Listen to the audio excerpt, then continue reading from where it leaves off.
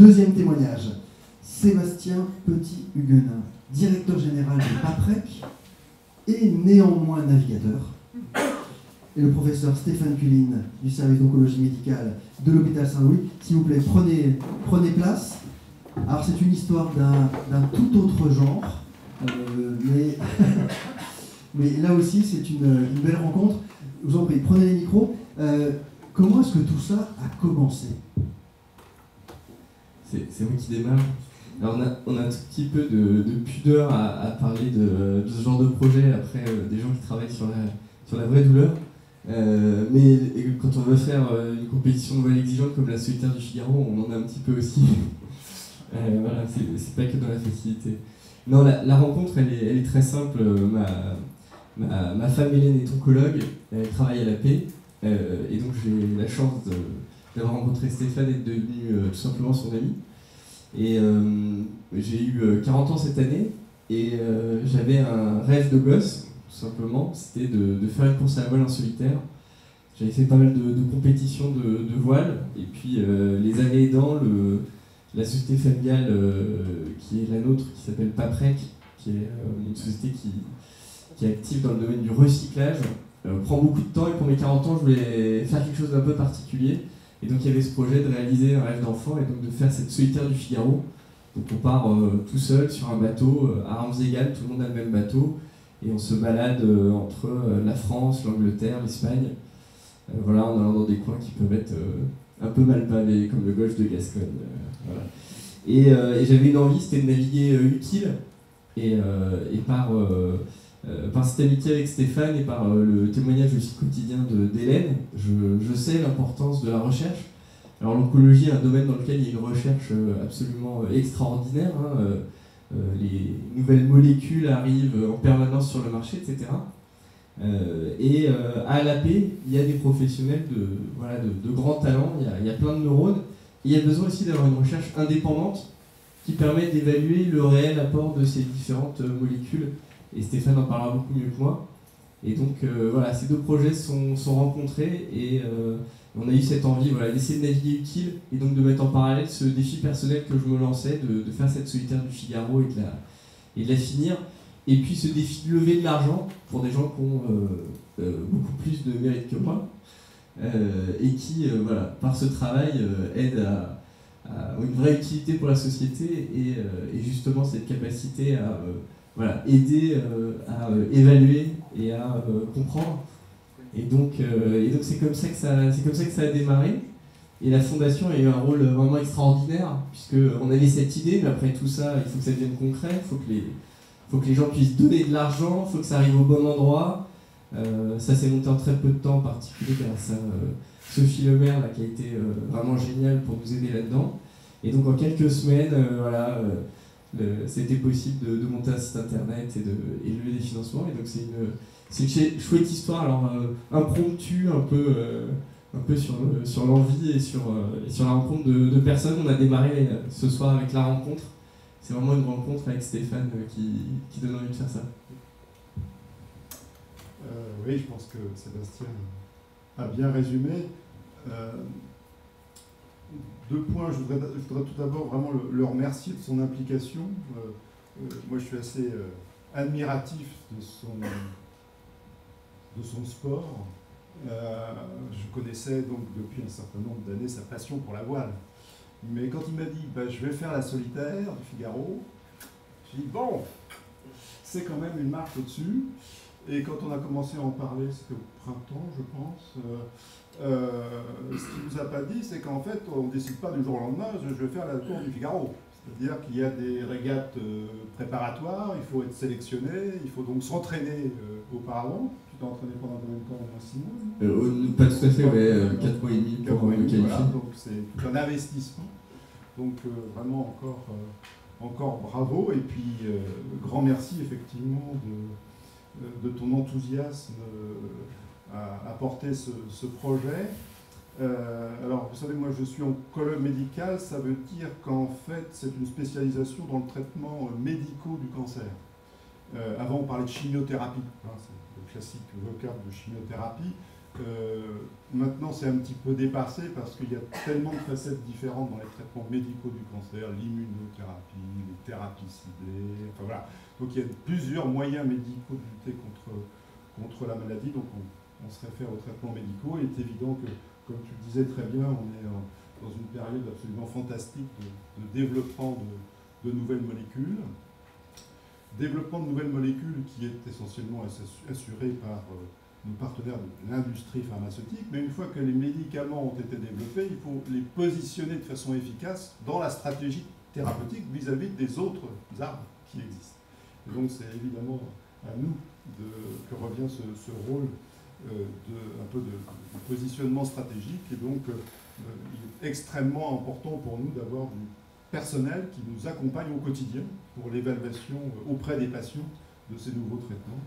Et tous les fonds effectivement mobilisés par Sébastien vont nous permettre de pouvoir avoir à nos côtés du personnel de recherche, des techniciens de recherche chimique, des attachés de recherche chimique, qui nous aident au quotidien, encore une fois, dans cet objectif de développement et de meilleur positionnement possible des nouveaux traitements médicaux en oncologie. Si je peux rajouter un petit mot à ce que vient de dire Stéphane, et il ne le dira pas peut-être naturellement, c'est que moi je suis impressionné par la science, toutes les connaissances des médecins qui sont à l'API. C'est vraiment impressionnant de voir toute cette excellence scientifique qui est réunie, c'est très impressionnant. Mais l'impression qu'on a, c'est que toute cette science, malheureusement, elle a besoin de gens pour la coucher. Elle a besoin donc de techniciens de recherche clinique, d'assistants et d'assistantes qui viennent aider. Et aujourd'hui, on a vraiment l'impression qu'il y a besoin d'amener des moyens supplémentaires, parce que ça ne sert à rien d'avoir les meilleurs spécialistes du monde si dans leur journée qui n'a que 24 heures, il n'y a pas quelqu'un qui peut les aider pour le coup à monter les essais cliniques, compiler les données, etc. Et de ce point de vue-là, je pense qu'on a vraiment besoin de se mobiliser. On ne peut pas, entre guillemets, sous-utiliser une ressource aussi rare et aussi exceptionnelle. Et donc, on l'a fait, entre guillemets, à notre petit niveau avec ce projet-là. Mais on a vraiment besoin d'aller chercher des relais pour mobiliser cette force, parce qu'elle est magnifique, tout simplement. Merci Sébastien. Il y a un chiffre qu'on n'a pas donné. C'est quoi le résultat à la fin de Sébastien Petit-Huguenin dans la solitaire du Figaro? Alors, le partenariat avec la Fondation a dû me porter chance, je pense. Non, mais c'était une belle histoire, parce que j'ai fini premier amateur de la solitaire, qui est une course qui est d'abord ouverte pour les professionnels. Et donc 20e sur 36 concurrents, et donc une dizaine de professionnels derrière moi, donc c'était plutôt très flatteur. Voilà. Et ce qui était sympa aussi, c'est que pendant la course et même après la course, il y a des gens qui ont fait des dons de partout.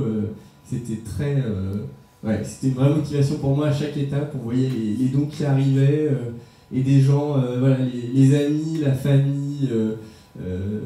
C'était absolument galvanisant de se sentir ce soutien derrière moi, et ça donne aussi quelque chose, je trouve, de très riche par rapport au don. C'est que tout le monde peut donner en fait, et il faut pas se mettre de limites. En tout cas moi j'étais un peu complexé ou timide là-dessus. Je me disais on verra, et puis en fait il y a une générosité qui s'exprime, qui peut être beaucoup plus large que ce qu'on avait imaginé. En tout cas moi c'était mon cas, donc c'était une belle découverte. Et je crois qu'en plus il va y avoir une suite d'une certaine manière, puisqu'il y a quelqu'un qui, inspiré par ce défi qu'il avait été nommé par Sébastien Petit-Huguenin, veut faire, je crois, le tour de l'Europe à vélo, et de la même manière dire je vais essayer de faire cette belle aventure, mais qu'elle serve aussi une cause d'intérêt général, et qui serait a priori à nouveau financer la recherche contre le cancer. Donc, alors j'ai même eu 2 contacts là, dont un vraiment dans ces derniers jours, de personnes que ça a inspiré, cette histoire de double défi. Donc un garçon qui se lance le défi de faire le tour de l'Europe à vélo et de lever des contributions pour chaque kilomètre à vélo qu'il fera pour son tour d'Europe. Et un autre navigateur qui est venu me dire qu'est-ce que vous faites de ce défi? Moi j'aimerais bien continuer dans les années à venir, apporter ces couleurs-là sur d'autres courses. Donc on doit se rencontrer là, dans les jours qui viennent pour donner une suite. Et puis on parlait de moyens tout à l'heure, voilà, l'idée c'est aussi d'essayer d'aller chercher des moyens récurrents, parce que une fois c'est bien, plusieurs fois c'est mieux. Écoutez, merci beaucoup. Merci encore. Est-ce qu'il y a une question, une remarque, un témoignage? Monsieur. Est-ce qu'on peut diriger les dons?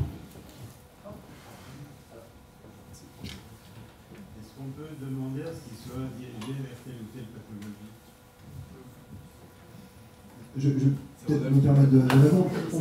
On peut choisir de diriger un don soit vers un service particulièrement, parce que vous avez un proche qui a été, qui est passé dans ce service, ou vous connaissez quelqu'un qui travaille dans ce service, donc vous pouvez tout à fait diriger votre don vers ce service, ou bien vers une pathologie plus large en disant, mais moi, là, je prends un exemple très concret. Il y a aujourd'hui plusieurs milliers de maladies qu'on appelle des maladies rares, qui touchent quelques dizaines ou quelques centaines de patients. Et vous avez évidemment des familles qui se mobilisent pour dire, mais qui fait de la recherche sur ces maladies qui touchent une centaine de patients?